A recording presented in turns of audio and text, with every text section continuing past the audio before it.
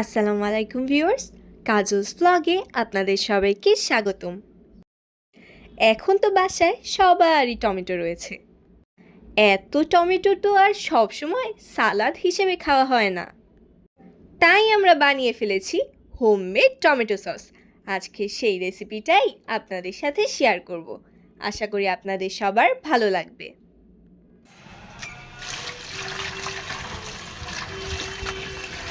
প্রথমেই টমেটোগুলো ভালো মতো ধুয়ে কেটে নিতে হবে। হোমমেড টমেটো সস নিশ্চয়ই দোকানে কেনা কেমিক্যালের থেকে অনেক ভালো।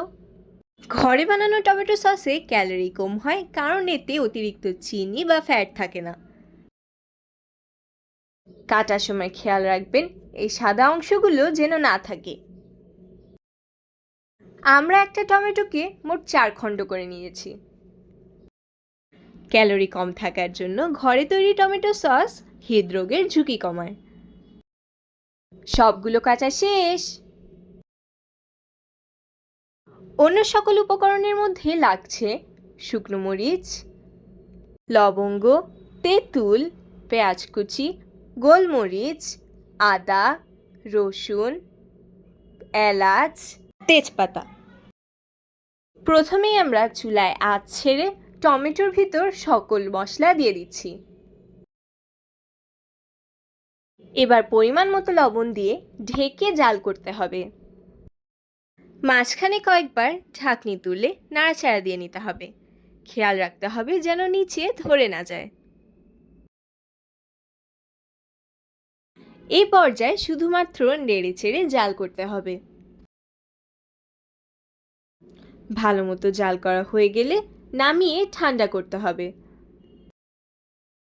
ঠান্ডা হয়ে গেলে একটি ব্লেন্ডারের সাহায্যে সব কিছু ব্লেন্ড করে ছাঁকনি দিয়ে ছেঁকে নিতে হবে।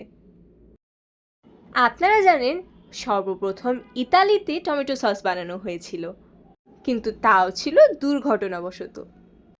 1830 সালে এক ব্যক্তি টমেটো কেচাপ বানাতে গিয়ে ভুলে টমেটো সস আবিষ্কার করে ফেলে। ভালো মতো ছেঁকে নিলে দেখবেন এ সকল অংশবিশেষ রয়ে গিয়েছে। এবারে এর ভিতর দিয়ে দিচ্ছি চিনি, রঙের জন্য অতি সামান্য লাল ফুড কালার। ভালো মতো মিশিয়ে নিতে হবে। এবার অন্য একটি পাত্রে আমরা নিয়ে নিচ্ছি ভিনেগার এবং কর্নফ্লাওয়ার। মিশ্রণটি ভালো মতো মিশিয়ে রাখব। এদিকে আমাদের টমেটো সসে দেখবেন ময়লা জমতে শুরু করেছে। এসব টমেটো সস থেকে আলাদা করে ফেলতে হবে। যতবার ময়লা জমবে ততবার ফেলে দিতে হবে। এই পর্যায়ে আমরা ভিনেগারের মিশ্রণটি বারে বারে দিয়ে নাড়তে থাকব। আচ্ছা, আপনারা কি জানেন টমেটো হলো আসলে একটা ফল, কারণ এতে বিচি আছে। ইতালিতে টমেটো মানে ছিল স্বর্ণফল। সামান্য সস একটা বাটিতে নিয়ে যখন দেখবেন পানির মতো গড়িয়ে পড়ছে না, তখন বুঝতে হবে সস তৈরি।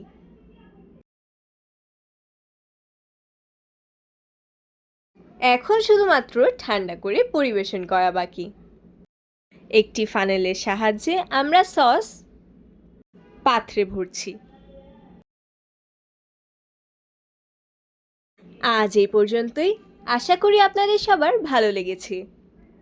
আপনাদের যদি ভিডিওটি ভালো লেগে থাকে তাহলে লাইক দিন এবং শেয়ার করুন। নতুন নতুন আপডেটস পেতে আমাদের চ্যানেলকে সাবস্ক্রাইব করুন এবং বেল আইকনে ক্লিক করুন। সবাই ভালো থাকবেন, নিরাপদে থাকবেন। আল্লাহ হাফেজ।